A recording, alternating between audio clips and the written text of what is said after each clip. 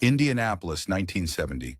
The shadow of the draft had hung over me for 4 years, a constant threat, a ticking time bomb. College and the Merchant Marine had offered fleeting escapes, but now they were gone. The reprieve was over, the bomb was ticking louder, and the clock was running out. I decided to join the Army before I got drafted.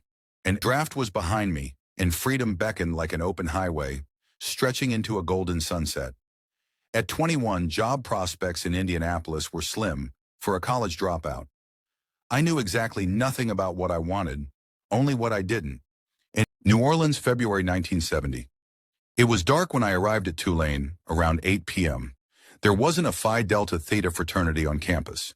Next best bet, I asked where the jock dorm was. I found it and scanned the floors for a good spot. Finally, I settled on the 8th floor TV room, my first night in the city and my first Mardi Gras.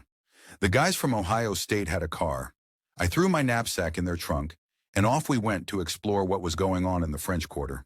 With my limited funds, I bought a bottle of port wine because it was 21% alcohol by volume, along with a bottle of Bali High, a cheap, sweet, soda pop-like wine, as a chaser.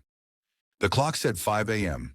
There was a beer in front of me, and it felt like a dream as I sat at the bar talking to the guy next to me, when suddenly my mind rebooted. I'd been awake, but my brain suddenly switched back on from some other mode. A few minutes later, a question popped into my head. What's my name? Who am I? I couldn't remember. Not knowing was unsettling. The Ohio State guys and I found a safe spot, parked the car, and fell asleep. When we woke up, we ate Whoppers at Burger King. We were walking across campus when I spied a friendly-looking student. Hoping he might point us in the right direction, I asked, "Hey, dude, you know where we could spend the night?" This was 1970, and I did use the word dude, probably entering it into the official future lexicon of The Simpsons. He replied in the affirmative that we could stay at his house. Waking up the next morning, in my new surroundings, I immediately wished I hadn't.